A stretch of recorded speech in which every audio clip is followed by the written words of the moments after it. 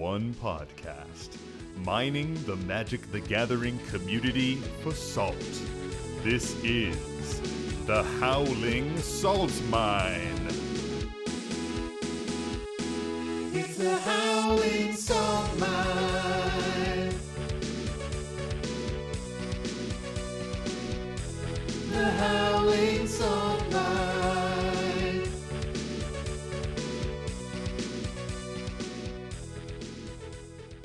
Nice.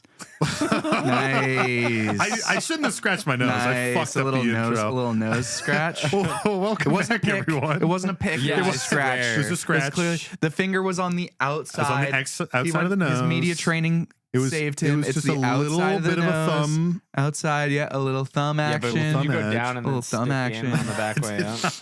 Yeah, I think he did. And then he sucked Dan, on roll it. that back. Then he sucked that thumb. It did not stick in. I did not suck the thumb. But I did scratch my nose, and the music turned off, and I was almost like, hello.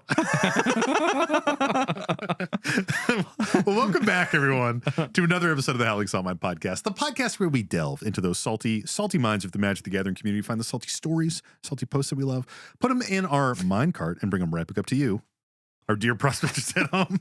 As always, I'm your host, Sam, and I'm joined by my two lovely co-hosts, Mike and Tony. Say hey, guys. What up, what up, what up? Howdy ho.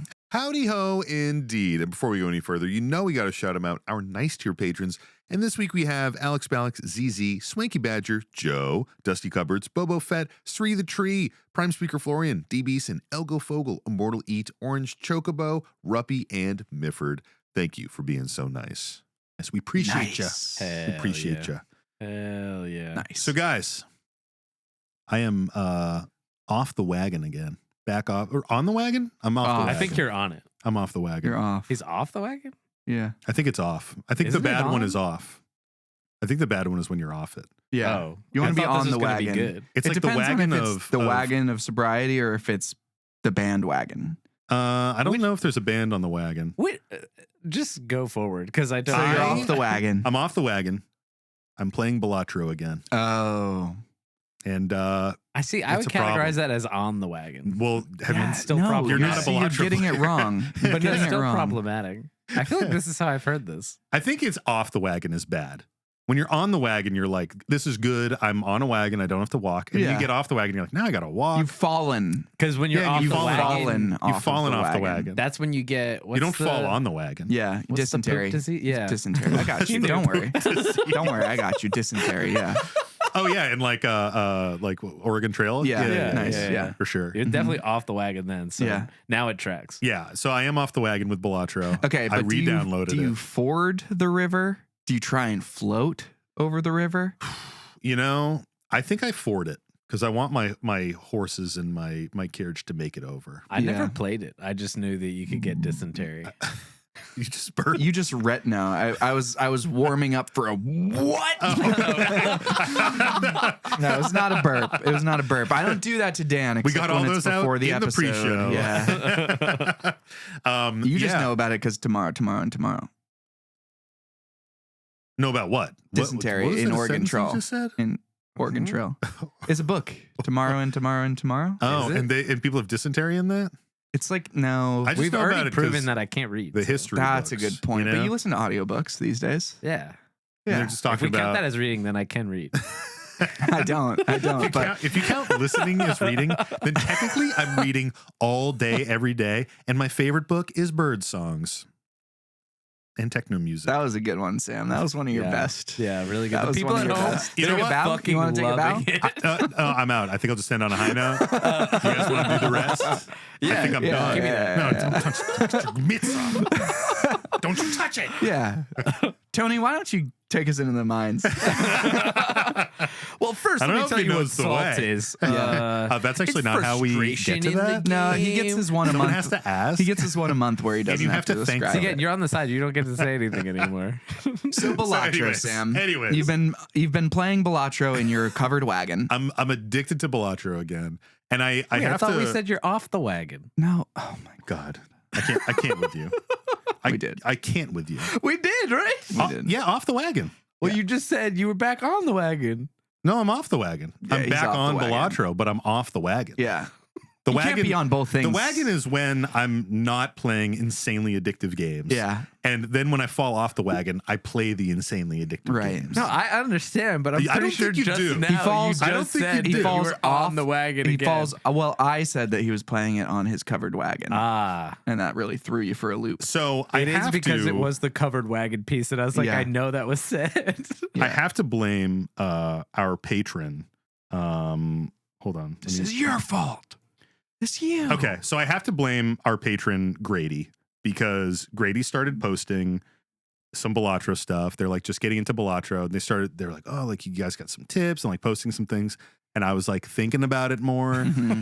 And they were like, yeah, you know, like other people were like, oh yeah, I like took a break because I had some hard like stakes that I was trying to grind. And after a time, I like just didn't want to do it anymore. And I was like, yeah, like that was me. I was like trying to gold stake this certain deck and finally got it, but just took so long. I got burnt out. I was like, it has kind of been a while. Yeah. I think I could come back to it. I think I can get it. So I re-downloaded it. Not on my phone, folks. I'm not that far off the wagon. I still got a toe on the wagon. It's only on my iPad. So I can't play it at all hours of the day. But I am playing it at almost all hours of the day. Yeah. Yeah. And you do live in a house, right? And the iPad is in the house. It Same is, as your but phone I is. can't carry So it you in my can- pocket. That's It's the the difference. pocket piece. There is a limiter of like I can't just walk around constantly with Yeah. this. Pretty but soon I you're can gonna have a with my satchel phone. with on your the back phone that game- just has the iPad in Just it. put it into Evelyn's baby Bjorn. Yeah. And I'll just be like, The phone game has sometimes that terrible thing where you'll be like, I'll do like one action in the real world, and then I'll pull my phone out and I'll just do one hand. yeah. I'll just do one little hand, and if I beat that blind, then I'll put it away for another 10 Yes. minutes. I'll Yep. go do some other stuff. And I'll just try like one more blind here. Let's do one more. That was literally me last night. I was Yeah. like, yeah, I should probably go do some like podcast editing. And I sat on the couch and I was like, well, you know, it's only 8. I Yeah. could just do like one quick run. And I got halfway through a run and then like it wasn't good and I scrubbed out and Yeah. restarted and I was like, well, it wasn't That one really didn't count, It didn't count 'cause it wasn't good. really a run. Yeah. And I ended up playing for an hour and a half and I was Yeah. like, I have to put this down. Yeah. this evil game. But it's just so good, dude. I forgot how incredible it is. And when you like understand the system, jumping back into it and playing feels so fucking good. Do you guys have any games like that where like you try to keep yourself away from it, but every once in a while you revisit it and just crush it for a while, and then you're like, no more. I'm actually going to quit cigarettes again. I'm stopping. I know what you're saying. I do not come back to those games because I am all because you're consumed. strong-willed. The only reason I come back to them is because I find them in a different form factor that I didn't know existed. Ooh.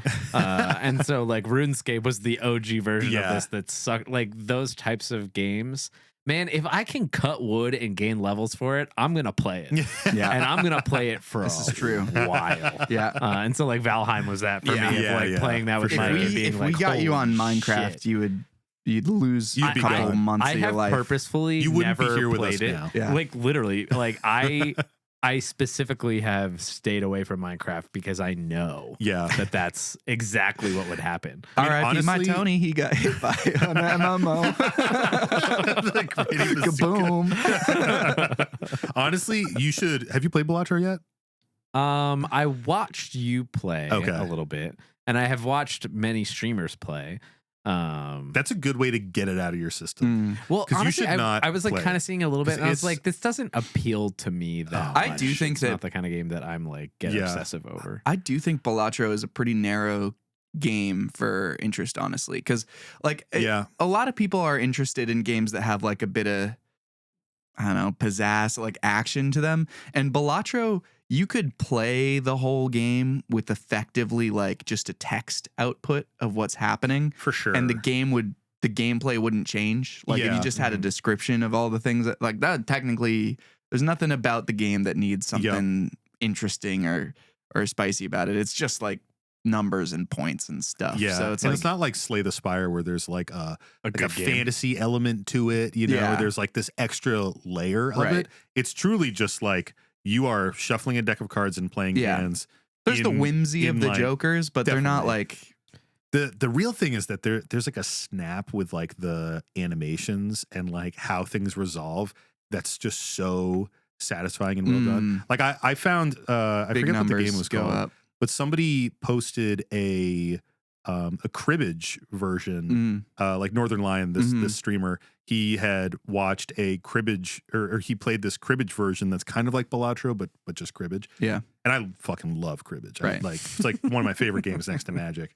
And I checked it out, and it was so similar, but the UI was so dog shit that it was like unplayable. I got like no joy coming back from it. So there is, well, like Balatro is kind of just like, I wouldn't say like bland, but there aren't like a lot of other layers there.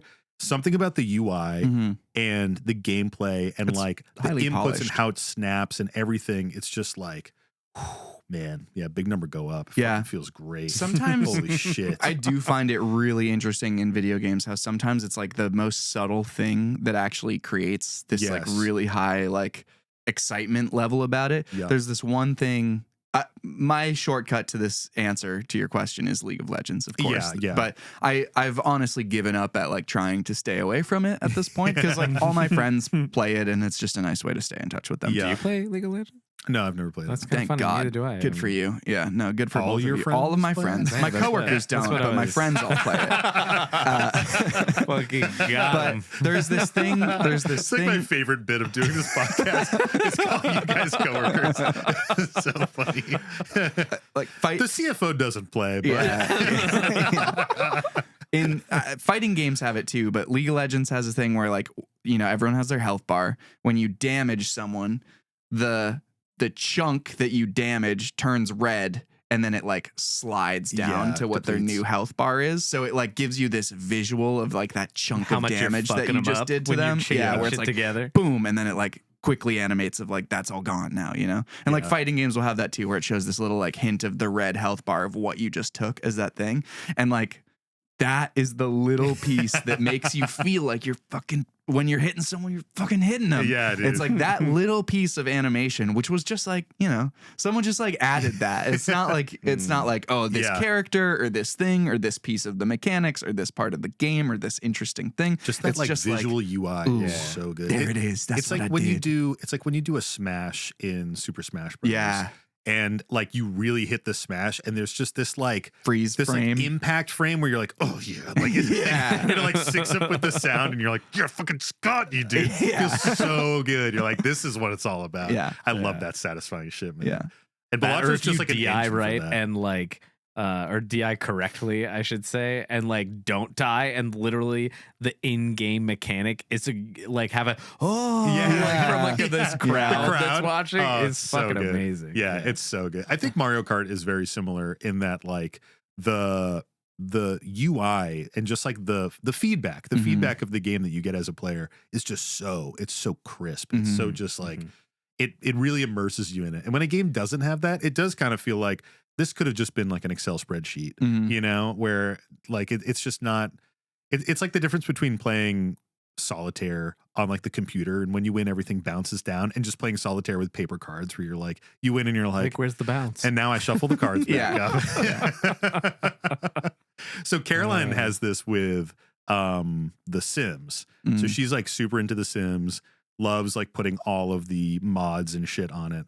And every like 8 months to a year, she like digs out her PC, plugs it in, downloads all the new Sim shit, downloads every mod, plays for 3 days straight, and then is like, all right, I got Yeah. it out of my system. Yeah. And like puts it all away. Right. And it's like clockwork. Like it'll just happen every once in a while. Usually like the start of like the winter, Yeah. like the first really cold day where we can't do Yeah. anything. She's like, I think I might play Sims today. Yeah. I'm like, Yeah. all right, see you in a couple days. Yeah. And I definitely get that way with like Balatro for sure. Like Skyrim is another game where every once in a while, I haven't touched it in a couple of years, but when I do, I'm like, I'm just playing this for a Yeah. week, and then I will put it down for another year. Yeah. Yeah. I mean, I talked about Minecraft too, which is Yeah, like kind of for a similar sure. vibe. Honestly, the other one that really gets me like this though is actually Magic Arena.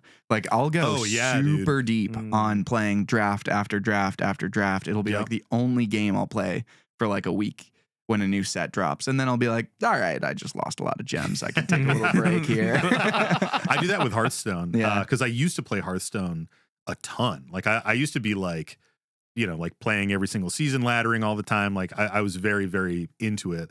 And I don't really play anymore, but every once in a while I'll re-download it, log in. All of my cards are old and not in standard anymore. Mhm. So I'll go through my old collection, dust every high value card, then just craft like the top tier standard deck, and then just rip standard for like 3 days. Yep. And then I'm like, okay, I got it out of my system. Yeah. I can stop now. I love it. Hearthstone's great for that. Arena's great for that too. Yeah. You can just come back to it in like a big way and just rip it and then put it down again. Yeah, I find the moment that's always funny is when you've like kind of done that binge and you get to the edge, like you're starting to get to deeper into that, and then you remember the things about the game you didn't like. Yeah, dude. Like for me, it's Yeah. always like I'll have a draft where I get like land screwed two Yep. of the 3 losses that I get, and I'll be like, I actually maybe don't like this anymore. I'd say that's usually a skill issue, but Yeah, for me, should have put more lands in. maybe it's skill, but it definitely makes me feel some kind of way. That's for sure. That's interesting. Yeah. Yeah, what's the way? It's actually a little salty. Holy shit. Dude, did you know this podcast is called The Howling Salt Mine? Yeah.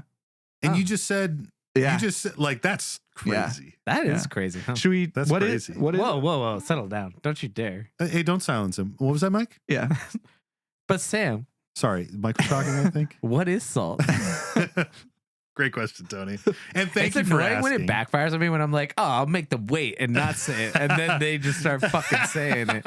Yeah. Fucking Yeah, bullshit. you can't, I'm you like, can't stop it's us. it's honestly it's me trying to feed you your line because I figure you've forgotten already, Like a and I'm like, kid. come on. It's do like the a thing. musical just back in pass the him a day. piece You're the of person paper. on the side, like one Line? of the Oh stage my manager God. trying to tell Not me even the the- line.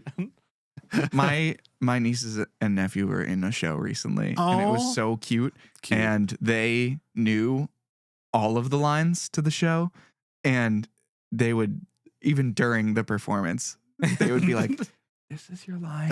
This is your line on this. And there was this one point where my nephew, who's like, he's 6, I think, or 5. I'm sorry. I'm the worst. James, He's He's young. young. He's young. He's this young You boy. know? And he's not too young was- to play Kingdom Hearts though. he was Hell feeding yeah. he was feeding a line to like the person next to him, and he puts his hand up to like shield. He like puts his hand up to tell the person the line, Uh-huh. and he puts his hand up like the wrong way from the audience. So he's like, his hand is up but like open to the audience, so it's like on the inside of the stage side of it, and he's like telling them the line. It was Oh, so man. precious. That It shit's was so amazing. heartwarming. That's so Yeah, cute. That's it great. was so That good. would not make me salty. That No, would make me it was joyous. It was precious. It's funny because this morning James actually did text me and was Yeah? like, "Yo, I just got Kingdom Hearts 1 and 2." On Oh, sale." yeah. Emotional And damage he's like for that so kid. excited to play with the kids. So it was amazing. But Time to wire your brain so that every time you hear Simple and Clean, you stare into the middle distance and get misty eyed. yeah. It's just changed a generation, that game. Well, Tony, salt is frustration in the game, as we like to say, folks. It's anything in a excuse game. me. You didn't thank me. I actually did, I'm I don't pretty think so. sure. I And then think we you- got on a bunch of think you did. tangents. But Also, you haven't skipped the salt explanation in eons. Yeah, I kind of stopped doing that. Okay. That bit, Oh. that shtick. That's Sorry, fine. folks. I don't know if the people at home No enjoyed yes it as and much there. as us. But yeah, I don't know. You get salty sometimes. What the fuck do you want? Sometimes you get salty. Need I say more? We will, over the course of this episode, talk about 3 salty stories and delve into what salt really is, because it's an educational podcast. Fuck yeah. Fuck yeah, indeed. Well, let's get into it, guys. do Give me a search term. Kingdom. Kingdom, my kingdom for a salty story. What is this? Oh, okay.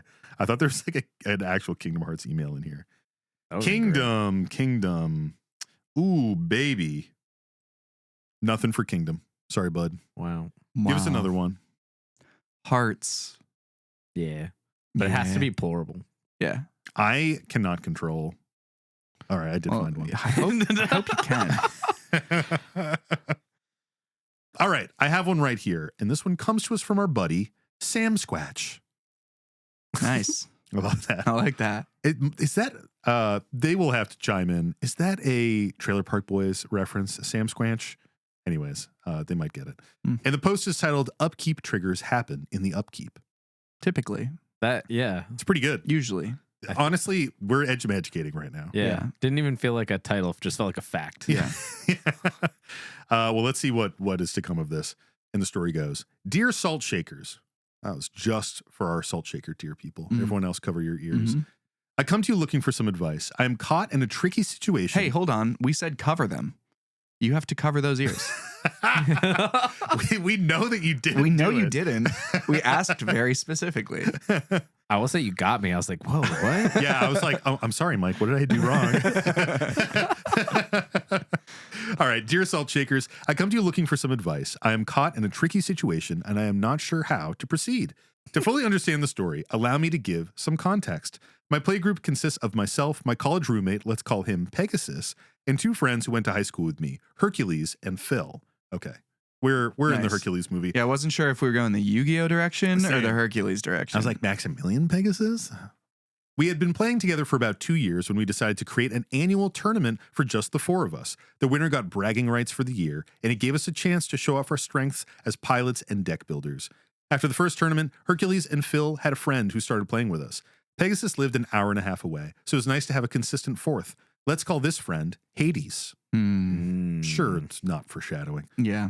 Hades was brand new to Magic, and we taught him as we played. Since he was close friends with Phil, he invited him to the 2nd annual tournament. Hades' grasp on the game was still not very strong, but we helped him out as much as we could.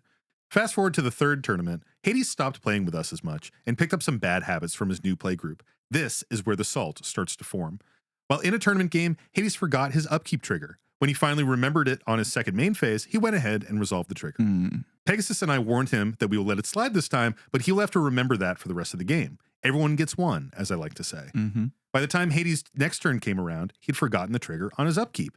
Hades then proceeds to resolve his trigger at the end of his 1st main phase. Pegasus and I stop him and remind him that the trigger was missed and he will just have to remember next turn.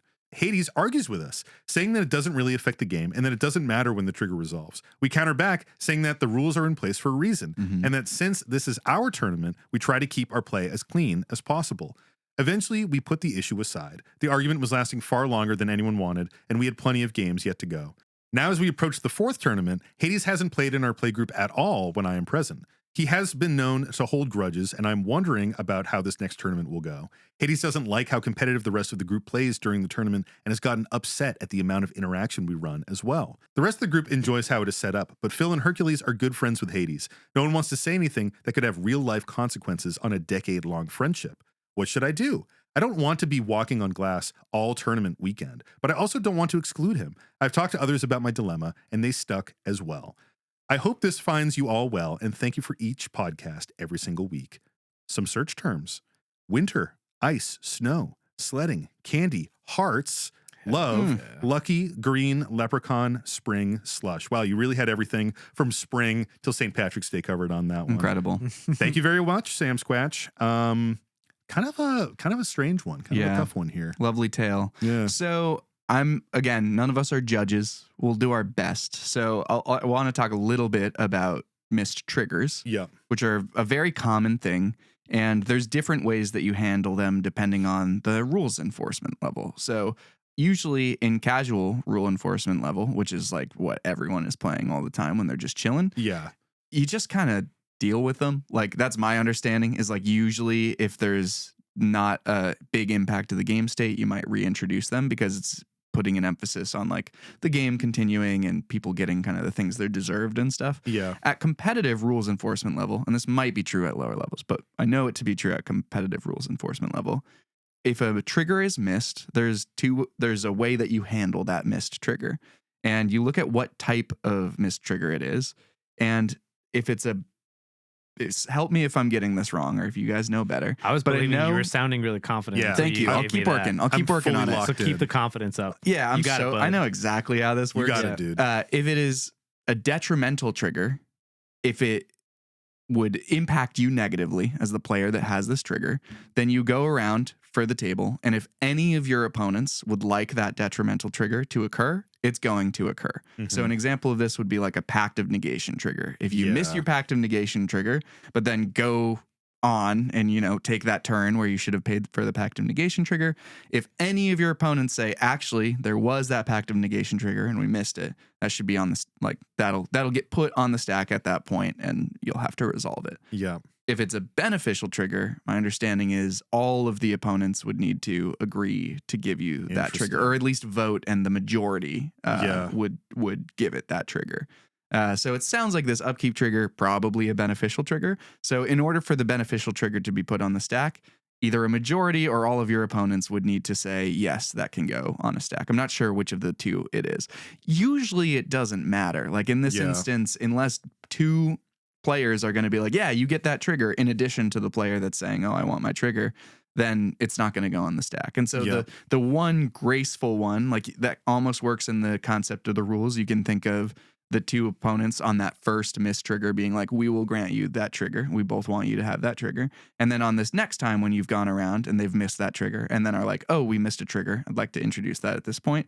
That time the voting happens and people say, no, you don't get that trigger. Yeah. So the flow of this actually kind of fits in with like a competitive enforcement. And again, if there's a judge out there, leave a comment, whatever. If we got stuff keep wrong, it to yourself, sorry. judges. Keep it to yourself. Yeah, shut the fuck This up. is what we understand. This is my boy, Judge Mike over here. This is what we do here in the mine. This is our understanding. I'm pretty sure that's accurate. I mean, I think whether it's accurate to Comp REL or not, it's a pretty good way to resolve that kind of shit in the future, even for a casual group that like wants to hold themselves to a higher standard of just saying like, yeah, take the miss trigger or whatever. Like if you want a system, that seems like a pretty good one. I think the strange thing, I mean, there's a couple strange things here, but I think one of the weird ones is that Hades seems to just be taking the trigger without like asking the table, like, hey, I missed a trigger. Is it cool if I get it right now? And just like, they're like, oh, I missed my trigger. I'm just doing it now. Yeah. And them saying that it doesn't matter when the trigger happens, like, well, clearly it does. Yeah. Because there's like scrying triggers. Like there's so many things that can happen in Upkeep that affect your draw, or like going into, people might want to respond to the Upkeep trigger. Like there's just so many times where it does matter.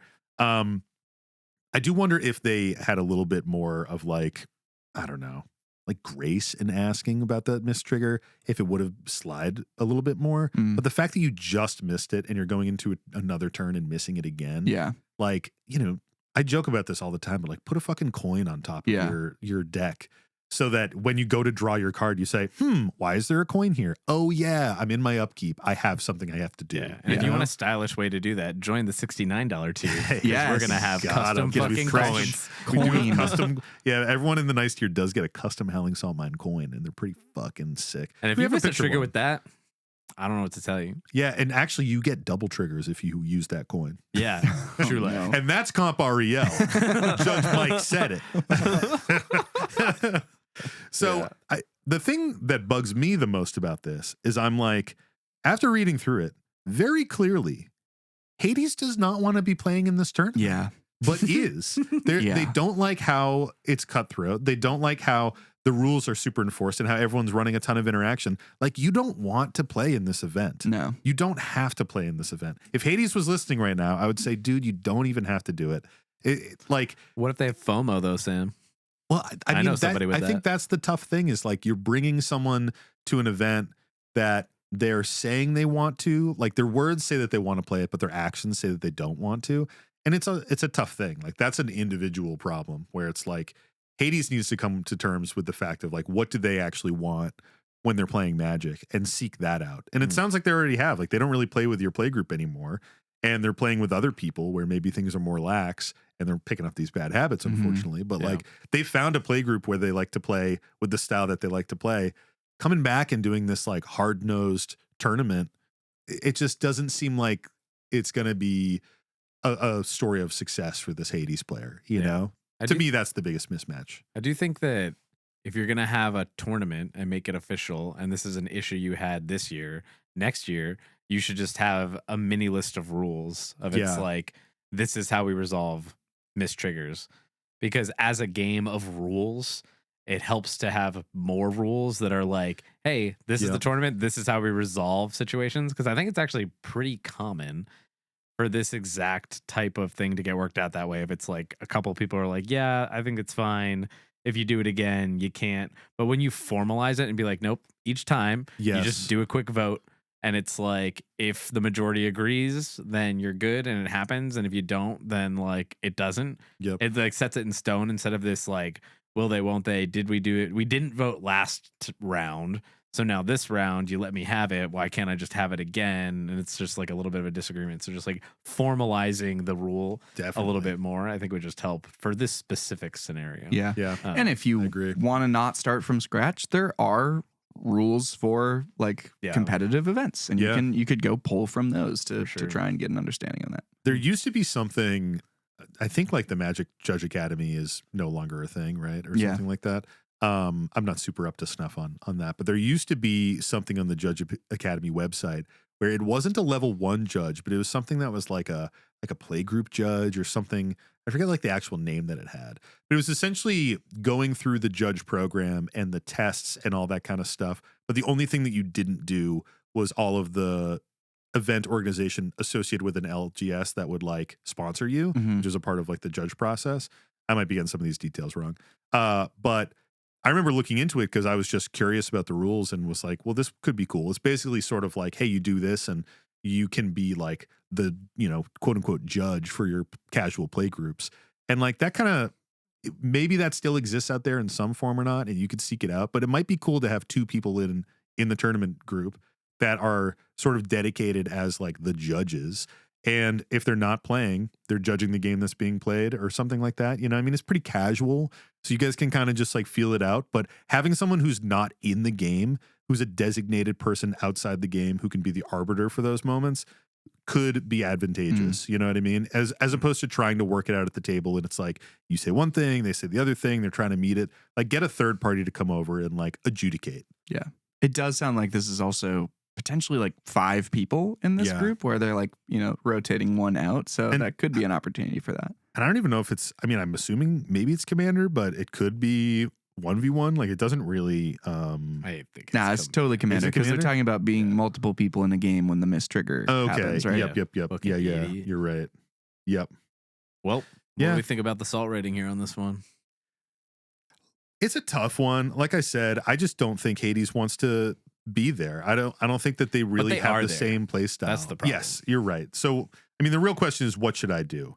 You don't want to walk on glass all tournament. Don't, man. It's your friends. Like your actions, if your actions disrupt a 10-year friendship between 2 other people because you want someone to stick to the rules in a card game, then that 10-year friendship fucking sucked and is like so weak if it can't stand up to one argument over a card game. Like do not worry about that. Just play your card game. This is your tournament that you organized, Like this other person's just coming over and playing it, and they don't even play with you throughout the rest of the year. So I wouldn't sweat it. Just play your game and hold people to the rules. And Hades should know they've had literally 2 years to get it right. They should be coming in knowing the rules and staying on top of shit. Yeah. Or at least they had the reminder last turn to start getting it right. Yeah. Like that's the piece that gets me. I think this seems like reasonably high salt to me. I'll give it like 3/4 of a shaker. Yeah. And my reason for that is that there's salt on all of the sides of this, where like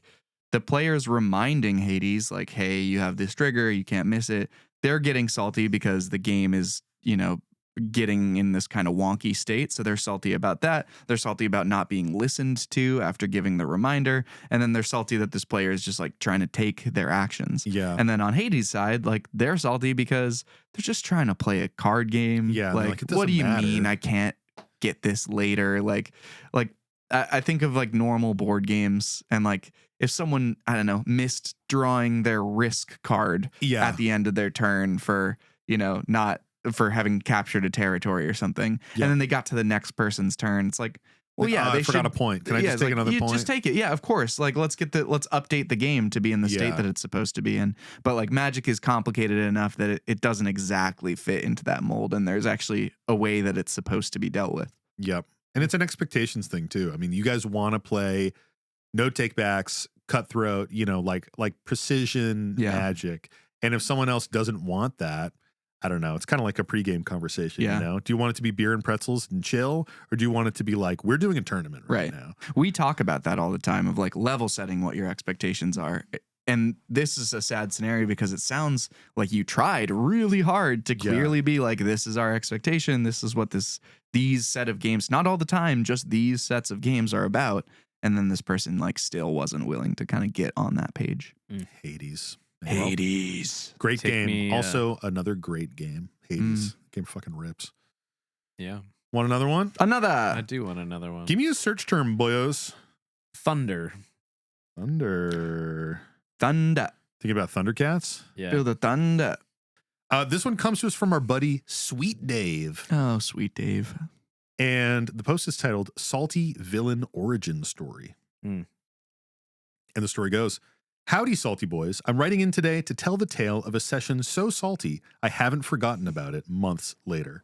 For context, I have multiple pods of friends who play Magic, and I'll rotate between them on my free weekends. Nice.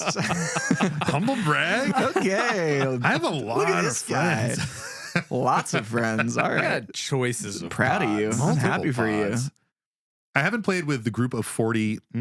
40. Okay, I'm sorry. I'm interrupting this story too much. No, you're not. It's great. I haven't played with the group 40 minutes south of me in a while, so I made the trip down to squeeze in some games before my dinner plans later that evening. During one of the weeks I was absent, a new player was introduced to the group who we will call Ricky. Ricky's first session was the previous week, and he was familiar with Magic but new to Commander. Wow, lots of new player stories. When I arrived, there was only the host, Bubbles, Ricky, and myself. Is this another Trailer Park Boys reference? It fucking is. Ricky and Bubbles. We decide to get a quick 3-player game in while we wait for the others, and Ricky proudly reaches for his newly constructed deck, Brea Ethereum Shaper. My first red flag was when I asked him the bracket of his deck. I won't stop a person determined to play their new deck, but I always try to find an appropriate deck on the same bracket, especially with a new member of a pod. His answer to my inquiry on bracket level was, "Oh, you can play anything. I don't mind." I pause, consider this, and did the only reasonable thing a person can do when someone won't give any context on power level. I picked a bracket 4 deck, Aristo Snacks, headed by the partners Frodo, Adventurous Hobbit, and Sam, Loyal Attendant. Nice. That's I a do great like that name. name. Yeah, It is that's Aristo good. Snacks. That's great. Snacks, food aristocrats. I love it. I cannot remember the commander that Bubbles selected, but it wouldn't end up mattering. Get fucked 3rd/4th player. Bubbles and I would come to learn that the Brea deck we were sitting across from had 15 board wipes in it. This fact was proudly declared by Ricky following the second board wipe of the game. We were also informed that in addition to the plethora of board wipes, there was a package of curses. The only true win con I saw over the evening was Maze's End, and Ricky playing 1 land per turn. I never once saw Brea cast, just board wipes and 1 gate a turn. As the food deck, I was handling the board wipes better than Bubbles. I was able to keep some artifact tokens through the wipes and maintain some of my board state. Due to this, Ricky chose to tutor out Curse of Exhaustion on his next upkeep. Now limited to 1 spell a turn and staring down the barrel of several more board wipes, I started to lose faith in impacting the game. I draw a Mirkwood Bats, cast it, and pass. I could sacrifice some treasures and food to drain the table for around 7 life, but that isn't much impact to the game at this point.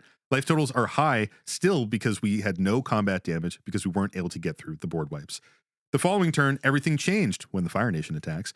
When I top deck Stormherd, I used my banked Lotho Corrupt Sheriff, shout out Mike, Hell yeah. treasures from earlier in the game and drain the table for 41 life as I create 41 1/1 Flying Pegasuses and trigger my Mirkwood Bats. The game ends with a surprising win for me and no trace of salt.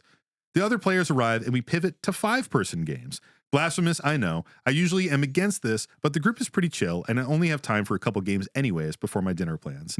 We sit down for the next game and Ricky selects Brea again. He's eager to show another player, Julian, this is Trailer Park Boys, the deck he built in response to Julian's overwhelming win the previous week.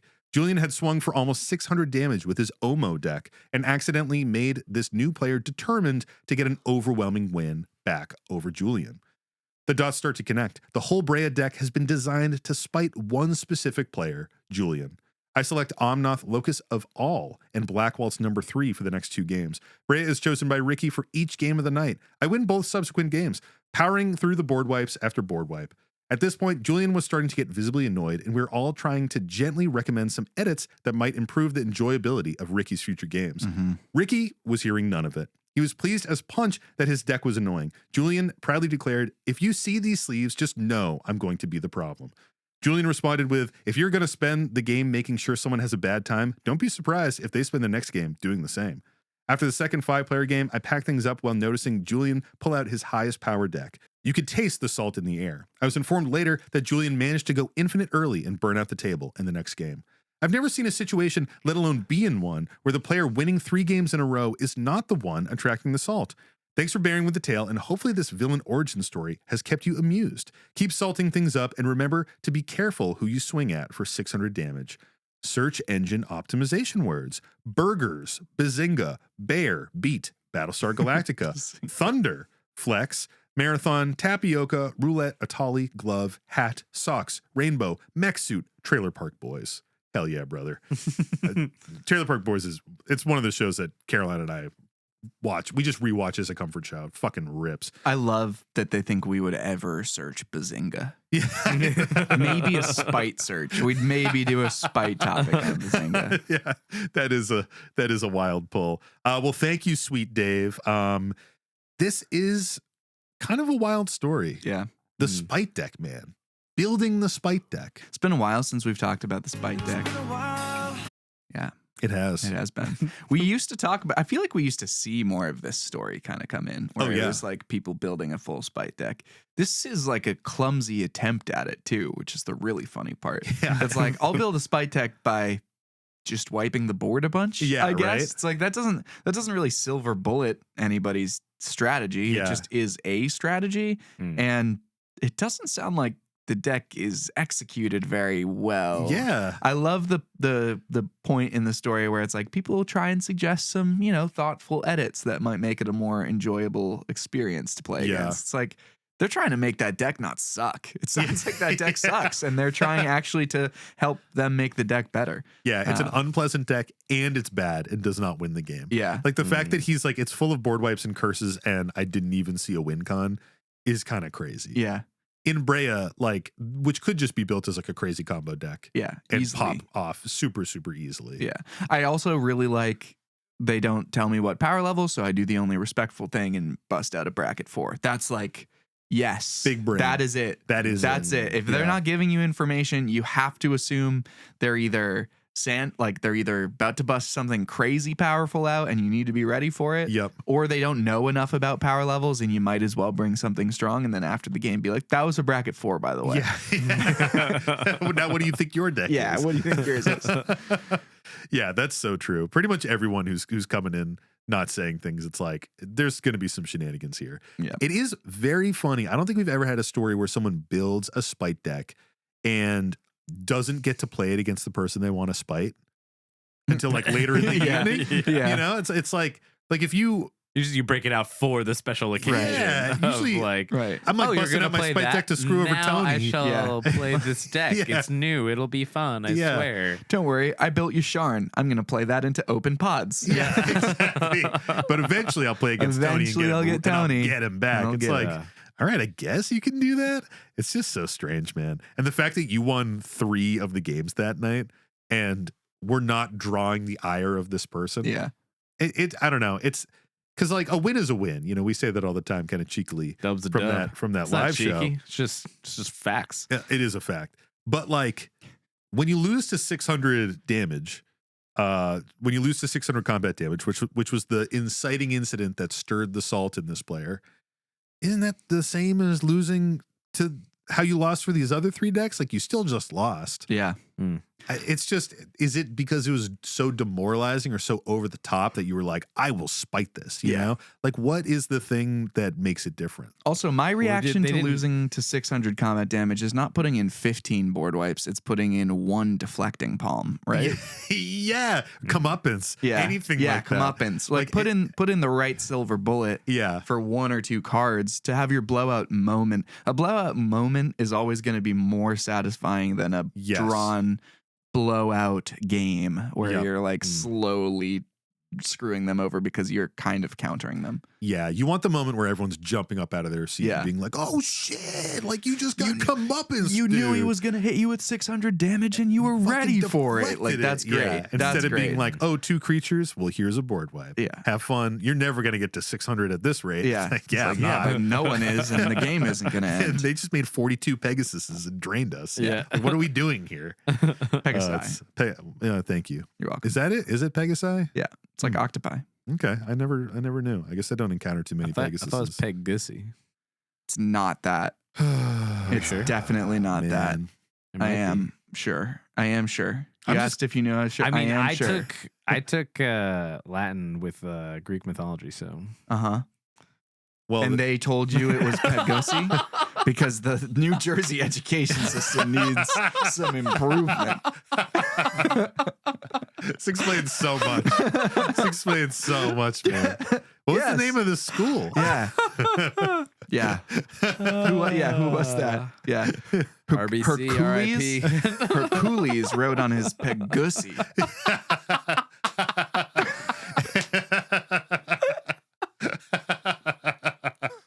And he said, "It's Hercules time." He said it's Hercules time.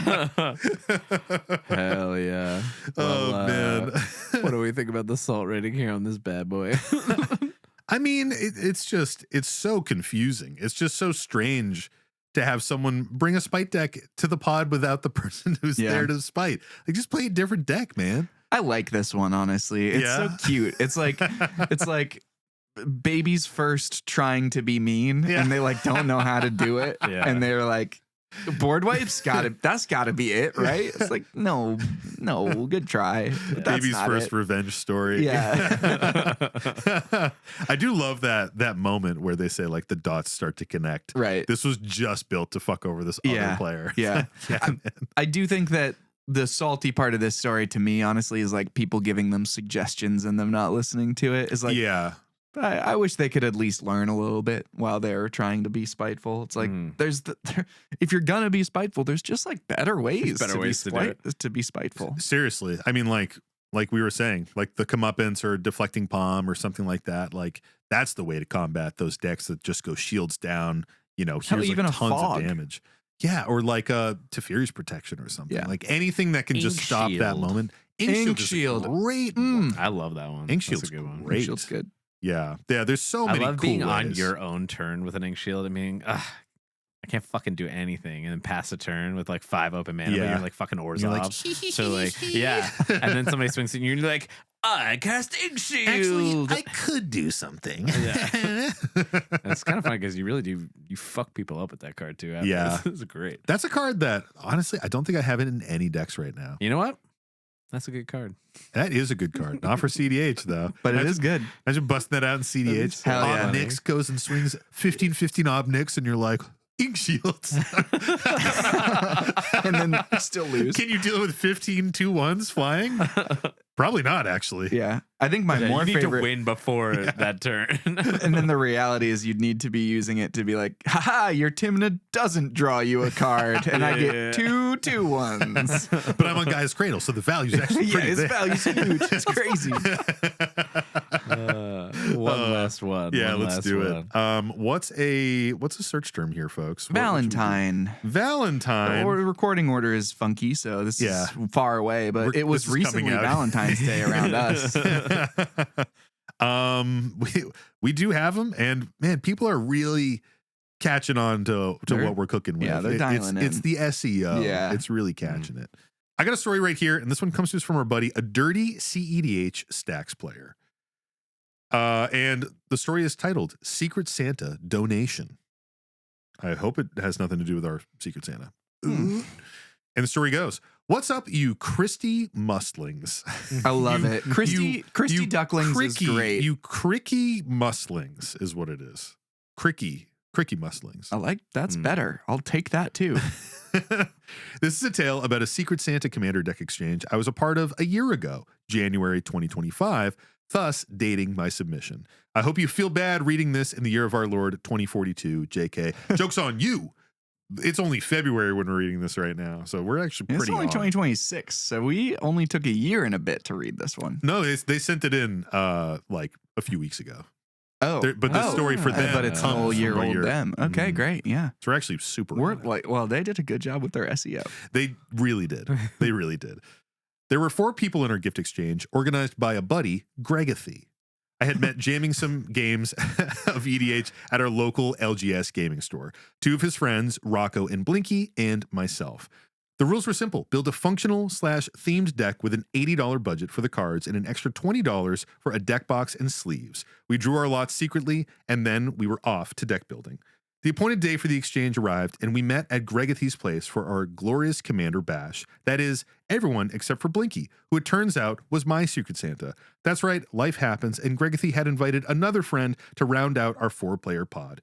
Everyone else would fulfill their exchange, and Blinky would supply me with a gift deck next time we meet. Gregathy assures me. Life is good. We spend our evening beating the shit out of each other metaphorically with pieces of cardboard, as Richard Garfield intended. The games are largely irrelevant to the story, as they were not the cause of my salt. I don't always have time for game nights, so it is at least a month later before I am once again graced to be in the presence of Gregathy. Blinky was not at this gathering either. Towards the end of the night, I asked if he had heard anything about the commander deck from the deck exchange, and Gregathy said that he had not. This is all good. Like I said, life happens. Maybe a month or 2 later, I messaged Gregathy, wondering if he had any updates on my Secret Santa deck. Blinky was his friend, not really mine, as I'd only met him and hung out maybe a couple times. Gregathy said that Blinky had recently moved and misplaced the deck, and gave me his number to contact him directly. I am already uncomfortable with this situation. Yeah. I give it another month or so without hearing anything before texting Blinky directly. I just check in to see how everything is going and ask him if he was able to find the Secret Santa deck he was going to gift me. He apologizes and said he'll work on trying to find it, and if he can't, then he will buy the deck list again and get it to me. I am appreciative. I won't bother to regale you with the details of our text exchanges henceforth. Suffice it to say that despite Blinky's many assurances, to this day, sometime around the anniversary of the Secret Santa exchange itself, I've yet to receive anything from him. I eventually just gave up asking since he hadn't produced any results. And that's the tale of how my Secret Santa exchange became more of a Secret Santa donation. To be entirely honest, while it's sad I am out of a commander deck, the saltiest part of the story for me is the situation I was put in. I don't want to be in some sort of weird commander deck loan shark, shaking down either Gregathy or his friend Blinky directly for a deck that I'm owed. I feel weird texting this guy I hardly know asking for this. Maybe he truly is just busy. Maybe he just can't spare the $100. Maybe he just doesn't care. Maybe he has other stuff going on in his life. I can accept all of that, but it still just feels kind of shitty. How would you approach this situation? Much love, a dirty CEDH Stacks player. P.S. Thanks for reading my other story. It was on a Gremlin Boys episode of all things, the blinked blocker shenanigans. No clue which episode it was, and I can't bother to take 2 seconds to look it up again. I appreciate it. P.P.S. Here's a salty song I thought of. Oh, wow. Interesting. A little salty song. I'm seeing it. Doesn't work 100%, but you get the gist. And then there's some SEO terms here. New Year's Eve. They said that or you said that? That was me. That was me saying it. They have some SEO terms. New Year's Eve, Valentine's Day, Easter Bunny, Easter egg, fireworks, Halloween, spooky, Thanksgiving, turkey lurkey, Christmas, abrupt decay, my booty is burning. This is a cry for help. Oh God, please no, it hurts the pain.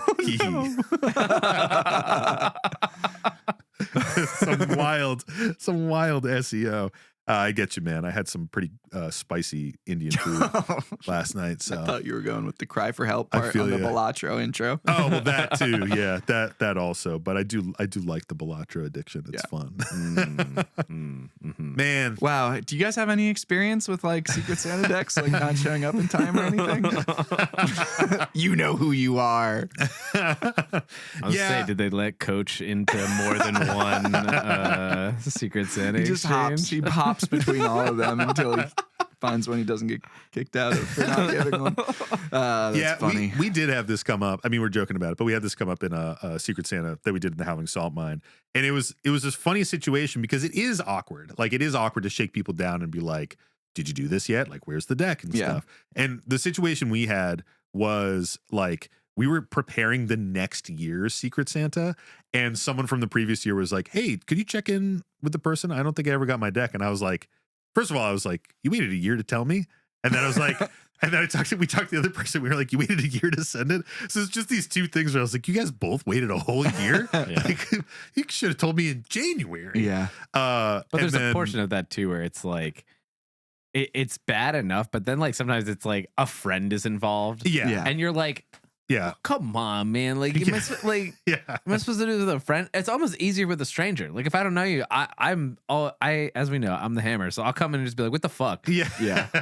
Like, where's this thing? Oh, you didn't do it? Well, fucking do it. Like, Then get it done. I will be very blunt and aggressive, but it's a lot harder to do that when it's like friends. And that's the point in this story too. Of like that phrasing of it of like, I don't want to be a Magic deck loan shark. Yeah, like which was totally funny. It's like not Exactly, worth it to like you're looking at the cost of all the time you need to put in to try and chase down someone building this deck for you. And it's like at some point, if you're putting in 2-3 hours trying to chase that thing down, it is just not worth the $100 or whatever that you feel like you're out. I would be sad having shown up to a game night, like giving someone a deck, being excited to receive something, and then that moment of like, I'm not a part of this right now. Yeah, dude. When you kind of felt like you had like a thing you guys were all gonna do together, that would be the part that would be the moment where I'd be really bummed out. I would be bummed because I would go home because I wouldn't have brought another deck.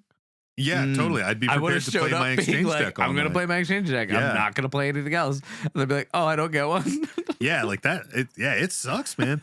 Like, I think it's one of those things where when you're doing an exchange in a small group and you only have 4 people in this exchange, right? So like clearly it's Commander. You're going to all 4 play together with these decks. This person, whatever the fuck their name was, I already forgot. Blinky may not have wanted to be a part of the exchange and might have felt like kind of pressured to because the other 4 were like, well, we're going to do an exchange and then the 4 of us are going to play. And you're sort of like, okay, well, maybe I'll just go along with it. But then when you actually have to like put pen to paper, come up with the list, order it and stuff like that, like it's tough, you know? Like I'll say in our deck exchanges that we do in the Howling Saltmine Patreon, patreon.com/Howling Saltmine. We do them every year, folks. We had like the first year was 80 people. Yeah. No, the first year was like 40 people. And we have Second year a was really, 80. really high success rate of people getting their decks. We do. I'm not being sarcastic. We genuinely do. Yeah, we just got one problem, John. One problem. There's been one. There's been one problem. There's been one, and they've been addressed. But it's one of those things where like, you know, sometimes when we're doing the exchange, I know that like Tony and I are super busy and like we struggle to make our decks and we're usually the last people sending them out. Yeah. And I'm just like paying fucking crazy for shipping. And like in the last year, Mike was just like, you know, I don't got it in me. Like, I'm just not going to do it this year. And I think that that's something that when there's a big exchange, you have the space to be like, I don't feel pressure to do it. I'm not going to do it. Gonna bow out. But when it's just 4 people, your pod, just a commander pod, you're like kind of stuck in it. Like you sort of have to go along with it if the other 3 people are going to do it. You could not, but it's a little weird, you know? It's just a tough situation. If you get to the point though where you're supposed to have done it and you didn't do it and you show up, yes, I feel like the answer to that is you don't receive one. Yeah, yes. I totally that person agree. That person gets whatever. What deck did Blinky get? That's what I'm curious about. Yeah. Did Blinky get given a deck? Just give that deck to you. Like that's what I'm saying. And even if it's the deck that you built, I still think that that's just like if it happened to be that you 2 swapped, like cool, whatever, sucks to suck. You probably are still excited about your deck because you built it. Yeah. And it's just, I feel like that's the easy band-aid for the scenario. And sometimes, I don't know, in their brain, they're probably like, I don't want to admit that I just didn't make it. Yeah. 100%. But it's like, just own it. Like you did it. Just own it. And that's the other all I could ask thing, like folks in that scenario. There are, like, if you did want to try and chase this deck down, there are a lot of little incremental ways that you could try and do it. You like, show up their house and like egg their car and stuff. Yeah, like that's a great idea. That check would their Mox field. Be like, is there even a build on here? I was about to say you could ask him to just send you the list so that you could see it. Man. I'm sure you worked hard on it. Yeah, right. Like you don't even have to put it together. I'm just curious what you made for me. I think the problem is that like they know. Yeah, they know. That's what I'm saying. You know, there's nothing. That's what you're trying to catch them. And they try and stealth and make one immediately, and then you look at the history and it's like edited 1 day ago, all the cards added. Yeah. It's an awkward situation, especially if you're not close with Blinky. Yeah. Like, I mean, if this happened with like the 3 of us, I would just fucking, you know, I would just be like, fucking just send it to me. Or I'd be like, just don't even send it to me, man. Yeah. Like we'll figure it out. if we were doing it and one person truly couldn't make it happen by the date, we would just reschedule the day. Yeah. Yeah. Or check in and be like, is this something we want to do? Yeah. You know? Yeah. I think the part that surprises me, honestly, is I get it actually of like the friend just putting you in direct contact of them. But that is the point where the story changes from like a little unfortunate to like, ooh, I would be Yes. so uncomfortable Oh my trying to reach God, out to the dude. person that I've hung out like twice with. Yeah. Like I have a group of people that I've played two days with. We've gotten together and played in a big group. And I'm trying to imagine asking one of them, like following up on like, Yeah. where's my $100? And oh man, that would be the most unpleasant experience. Yeah, I would not contact them. Yeah, I wouldn't would do just it. be like, I wouldn't do okay, it. cool, I'd be like, thanks. all right, I'm never out. texting that I'm person. out on this. And I just won't have a deck and Yeah. it's fine. Yeah. Yeah, the social situation is truly the worst part about it. But also it's just, to me, it's like, how'd you find yourself in this situation? Like your buddy had this idea for an exchange and someone who you've only met twice is going to build a deck for you. I don't know. Like when we do our exchanges in the Howling Saltmine Discord, we have people fill out specific things so that you like know what they want, like the types of deck they play. You know, sometimes people Give get some in touch and like guidance. message each other and stuff. Or, you know, there's a lot of like here's my whole Moxfield account so you can see the types of lists I like to build. Like Yeah. people all approach it in different ways. But there's like this level of information you've been given to bridge the gap between knowing someone or not knowing someone. Maybe they have that here. Who knows? When we build decks for each other, it's super easy because like I've been playing Magic with you guys for years, you know? I just know the types of builds that you like and stuff like that. Yeah, and we're coworkers, so it's easy to Yeah, build for Exactly. coworkers. And honestly, pretty And we have such a close professional coworkers. relationship that like if there were to be something wrong, like they wouldn't be personal because it's all strictly Yeah, business between us. you just get fired. Exactly. Yeah, you would just you'd Well, get I fired would or your send, merit I'd increase send would an be lower. email. I'd send an email so I have it in writing. And then, you know, I'd talk to the head of HR. Of course. Well, but you talk to them through email because that's what you do. Yeah, I Right. usually have like a full, like one sentence at a time through email. Oh, I figure you're just doing like one letter at a time. One letter. Wow. Well, I And mean, then like a spelling letter, out like space. a Hard like to a piece written together, note. though. Yeah, a letter is in like a missive for sure. Yeah. A memo, if you will. Yeah, exactly. A missive. Well, A what do we missive, think yeah, about you the like that? salt rating on this Missive. one? A missive. This is rough. What are you doing over there, Mike? Trying to get the salty card ready. We'll wait. I can stop. We can just take a little break before you do the Yeah, salty we'll card. do that. I mean, this is barely magic salt. This is just It's This is life this salt. is just Salt. real life awkward, you know, friend group dynamic shit. Yeah. You know? Yeah. Not even friend group. I wish that the friend actually did something about it. But Like, the friend who knew the person more should have been the one to be like, yo, you didn't make this person a deck. yeah. Instead of like giving you their number and be like, you can go deal with it. It's like, this is your Yeah. fucking Because friend. that friend can Yeah. also be like, you can tell me, did you build it? Yeah. You know? Exactly. And like you can't really do that directly to this Yeah. person, but your friend could be like, hey, did you do it? You maybe you didn't do I it, but know. you can tell me, and like I'll just make this person a deck or something. I think the other two players in the pod should have just collabed on a deck and got this player something. Like, Mhm. you know, like just get them a deck. It doesn't even matter. Mm-hmm. Or just like reshuffle the decks, like you were saying, Tony. Like just Yeah. like, all right, this deck was gonna go there. Now it goes here. Who the hell cares? You know, like let's just shift it around. Everyone still goes home with the deck. Maybe it's not the exact one you wanted, but whatever. It's Y'all got something. there are solutions here, but yeah, it's just hard. It's something that for me, it would give me pause in like playing with that person ever again. I just don't think I would. Like that's such a It would strange sour. and It would sour it a lot. yeah, it's just such a weird situation that I just don't think I'd want to play with them. And I'm sure they wouldn't want to play with me because they'd just be reminded of like the homework that they didn't turn in. Yeah, exactly. This is like literally the anxiety of having like a late report and procrastinating on this. Like I live and breathe this shit. Yeah. Like, it is uncomfortable. Right. man. And it just gets worse and worse. And It you're gets like, so much worse. oh, are over they going to time. remember still that I owe Yeah. that? And then like, yes. What's Yeah, worse of too, course they're though, is like, remembering.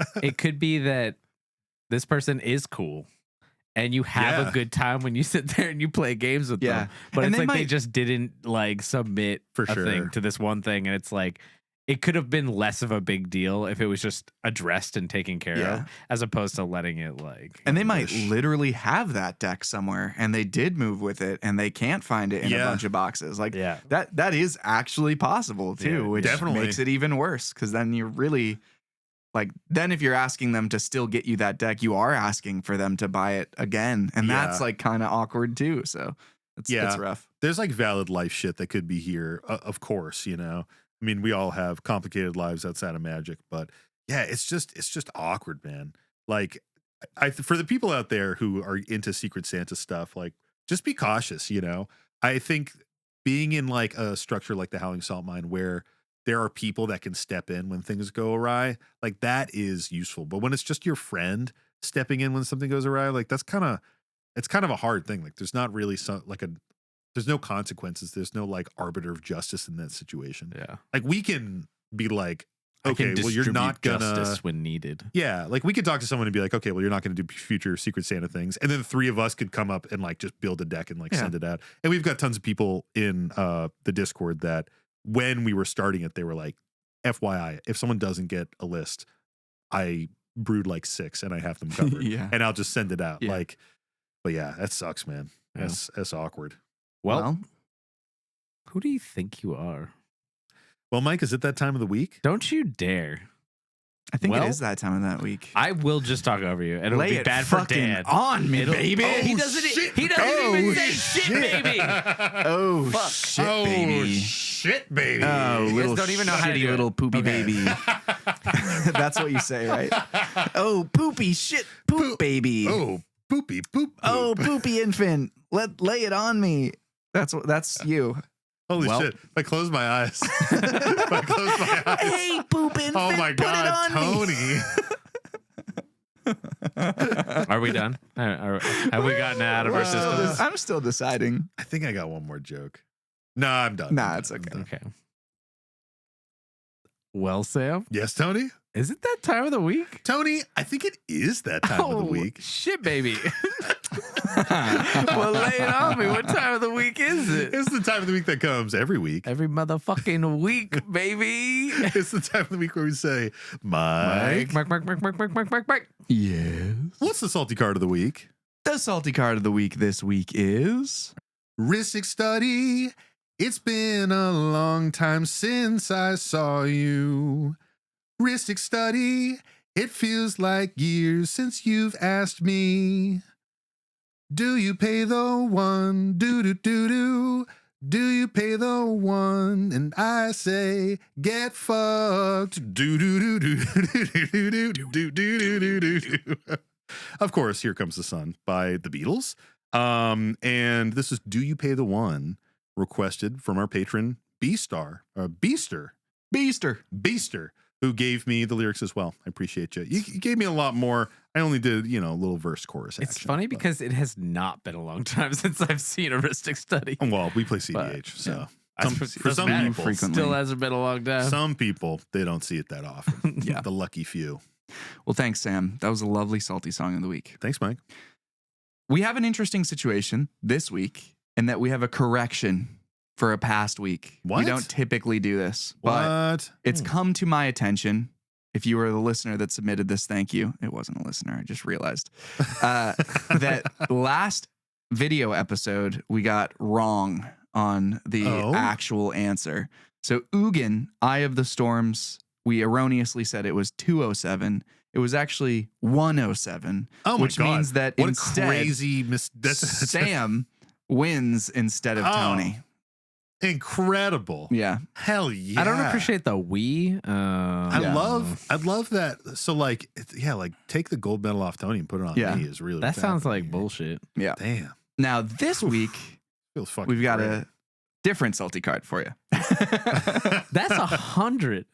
Yeah, you're off by a whole 100, Mike. That's exactly what happened. I looked and my shitty eyes saw a 1 and it was actually I saw a Hey, 2 bud. and it was actually a 1. Should we are we gonna should we have to- get that bigger for you? Should we like Yeah. increase the size Get of the him! text on there? Get his Yes, ass! please. There's something Honestly, going on? it's really little. Oh, wow. It is really tiny. It's so tiny. It Yeah. is very little. Almost in my too defense. little. It's so little that I was comfortable showing Tony that, knowing that it has the actual number of this And he upcoming couldn't read salty it. card on it, and I'm pretty Oh, I sure had he no couldn't idea. read it. So, without further ado, the salty card of the week this week is Harbinger of the Seas. Do you guys know this one? Oh, is this the blue blood moon? Yes, it's Flood Yes. Moon.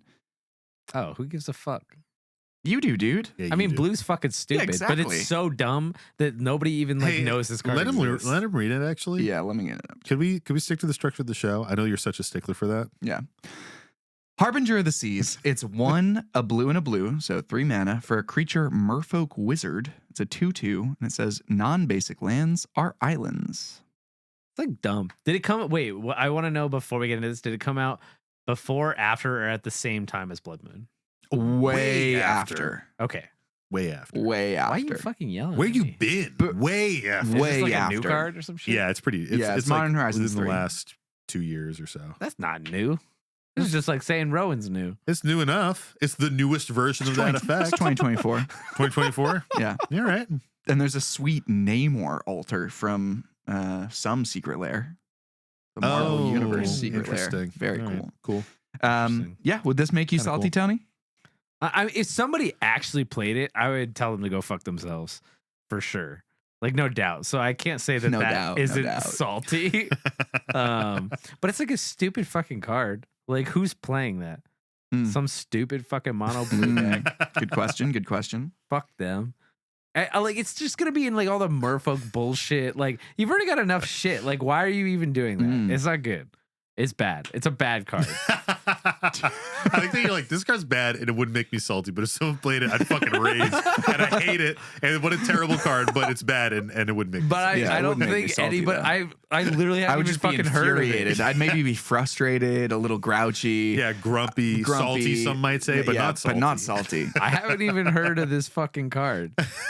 I'm So surprised that's you how didn't few hear about people it. I think are It playing like it. it like made waves Oh, nice. Is it also when it is came out. Sorry, you said it's 1 and 2, right? It's 1 blue. Yeah. Yeah. Oh, 1 blue. Slightly different cost. Yeah. Harder to cast, presumably, than Supposedly. Blood Moon. Fucking bullshit.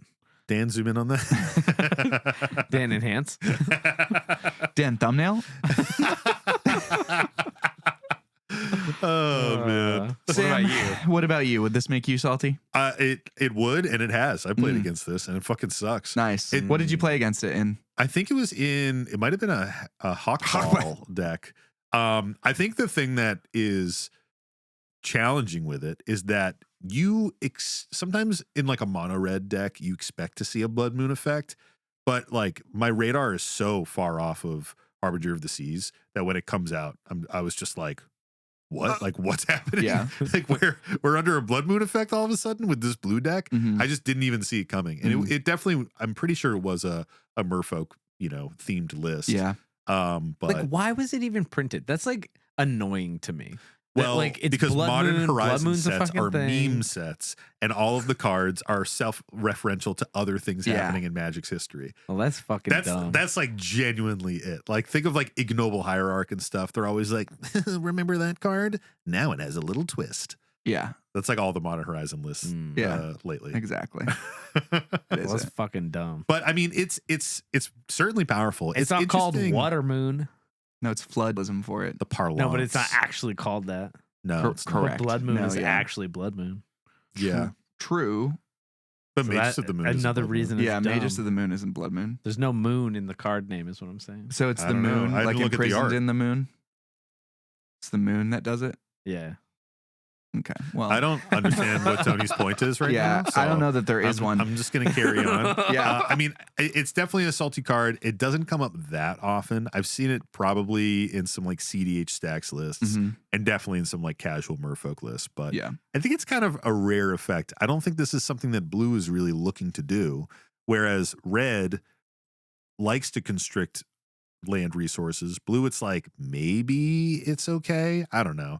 I mean, blue does have a history of like fountain counters or whatever those things are, flood counters, Mhm. and like turning opposing lands into islands. Yeah. So like maybe it fits, but I don't know. I just don't think it's that crazy. And people can maybe this is a hot take or a strange thing to say, but I think people can do more with blue mana than they can with red. And giving like a blue player just more blue mana doesn't feel good because it's like sick. You've got tons of removal that you can cast with that, whereas red is like a little tighter on like, enchantment removal. I guess creature removal, you just burn some shit, but yeah, I don't know. It's a weird effect. It's not as salty as Blood Moon for some reason, but I still dislike it. Yeah. How do you feel about this, Mike? I think you touched on some good stuff. Like, what about me? Did I touch on good no, stuff? nothing useful. But I do think that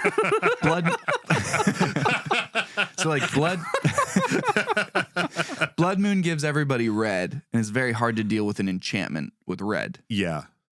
Flood Moon, Harbinger of the Seas here, gives you everybody blue, and there are blue spells that are going to deal with a creature, which is, this is a creature. And also, so just in general, creatures being easier to interact with than enchantments makes it a little less salty. It's got the one extra colored pip, so it's like marginally harder to cast, even though that is going to make Tony make some jerk off motions there. So it's like it's not that bad on that front. I do think that the thing that is worse about this than Blood Moon is you're not slapping Blood Moon into any deck. Like you're not just saying, maybe I'll put Blood Moon in here. Like it doesn't really do that. Whereas if you're playing a Merfolk deck, you might see this and be like, oh, I'll just put this in my Merfolk deck. It's a Merfolk. It counts and it has like this sort of interesting disruptive effect. So I think it's more likely to just kind of casually be in a deck for fun and because it is already synergistic with the other stuff the deck is using. And that would be a little more annoying where it's like, you just played this because it's a Merfolk and now I'm totally shut out for this. Well, something that we've forgotten is Island Walk, which a lot of Merfolk have Island Walk. So it genuinely brings like real synergy to Merfolk decks where it's like, I'm playing this as it is a stacks piece, but you're really playing it to get like unblockable attackers. And the stacks element is kind of this like irritating side effect. Yeah, exactly. And some of the things that we see it in is like Hawkball, so like all Merfolk decks that, any Merfolk commander that's popular is going to have this in here. And then there is like Eluge, the Shoreless Sea, which makes its power and toughness equal to the islands you control, and it's flooding other people's stuff. So some of these things like really line up. Mind Skinner can run it, Urza. Some of these are more just like disruptive, annoying, maybe CDH stacksy lists. So it does make it into these stacks ball decks and it makes it into Merfolk decks. So there's sort of two things that are going to run it. That said, where do you all think this lands in the top 300 saltiest cards? Oh man, this is if you're listening from home, get out your pen and paper, maybe just draw with some marker on the wall. Parents love that.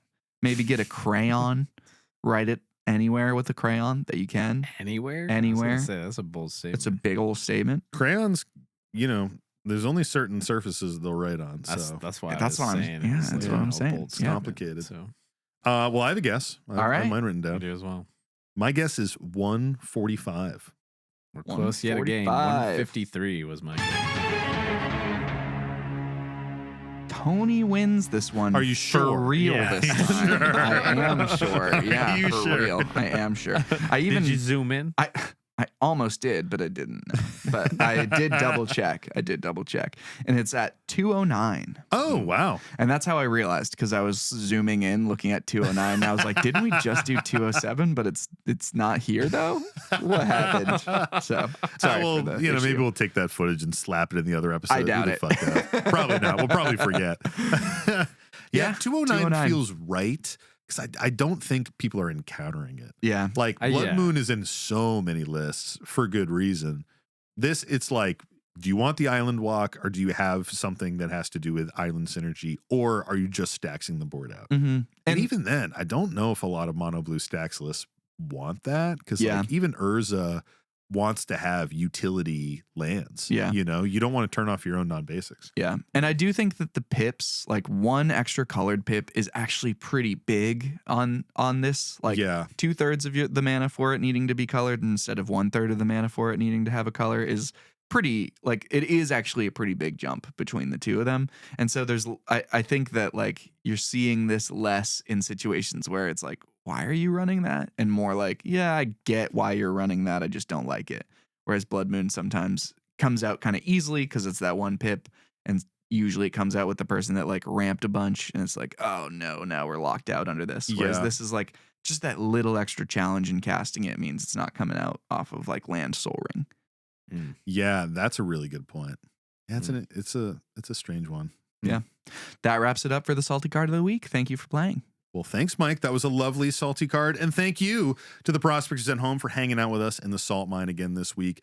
We're going to shout out our salt shaker tier now. And this week we have Perjocho Cinco, Hello Is It Me, aka Bucky Barnes, Oblio, Lieutenant Dan MTG, Thumbs 3, Cosmic Cryptid, Daddy Burns, The Quiet One, Stormtrooper Jake, Theory of a Fat Man, The Crimson Chariot, Sire Speedy, Gilgamesh, Pez, To Dan Kong, Dev JP, Ramming Speed, Srotna Sequoia, Doug's Dad, Bark Bark, Thoughtsmith Prime, Captain Cross, Rothbox, Clearbrook, Accidental TPK, and Swankub.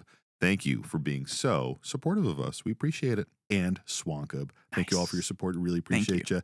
If you want more Howling Salt Mine in your life, or if you want to have a shout out on our show, then check out our Patreon, patreon.com/Howling Salt Mine. We've got bonus episodes every single month. We have awesome game nights in the mine in our Discord. And we just have a great Discord community. It's a lot of fun. If you want to talk about spoilers, deck build, do some CDH theory crafting, we've got CDH leagues that are kind of ongoing all the time that you can jump into. It's a great time. Yeah.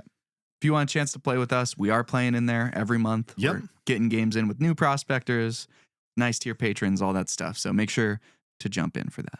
Or if you're at like a convention and you want to like see where we're at or like catch pickup games, like usually if we're looking for people to play a game, we're hitting up the Discord and hanging out with all of our prospectors. Not even usually. That is the method. That's how we're doing say, that. hey, we are here. Come play games with us. Yeah. And people show up. It's pretty dope. Yeah, it is sick. It's very fun to have the community for conventions. Another way you can help support the show is to send us your salty stories. You can send them on our website or to our Gmail. Our Gmail is thehowlingsaltmine@gmail.com. And our website you can find at howlingsaltmine.com or thehowlingsaltmine.com. We are inconsistent with the, as you know. Another way you can help support us is to check out our merchandise. We've got shirts on Bonfire. We have our playmats over at Jank Mats, and we have our custom Dragon Shield sleeves on the Dragon Shield website. If you're getting other stuff off Dragon Shield, you can also use our affiliate code, Stay Salty, all one word, all lowercase.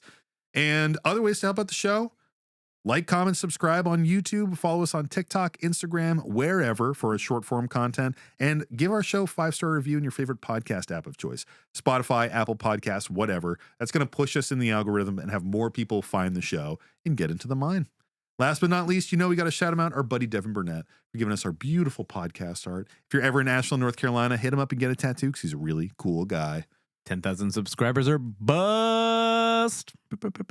Indeed.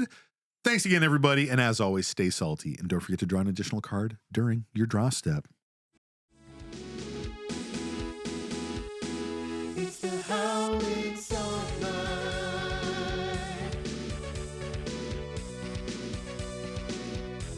The Howling Salt Mine.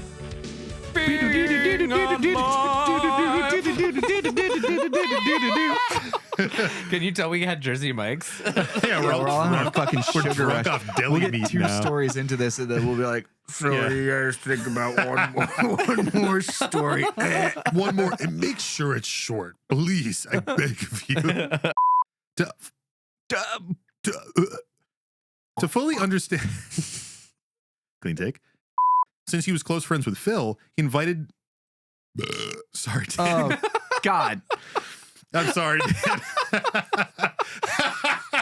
This one, I'm sorry, I Dan. think we owe you $5 extra for this one. Yeah, I'll tip you on this one. Sorry, I had to get it out. I was either gonna get it out or hold it in the whole time. So terrible. It's so that one. There's like no warning either. Dan's got no shot to not hear that. That's gonna hit his ears. I'm sorry, Dan. It's going to hit him hard. I'm sorry, Dan. Okay. Give me the strength, Lord. All right. Gavin, give me the power. Saint Gavin, give me the power to muddle through these dark times. My co-hosts are too silly. All right. Why do you get your most serious battles to your silliest soldiers?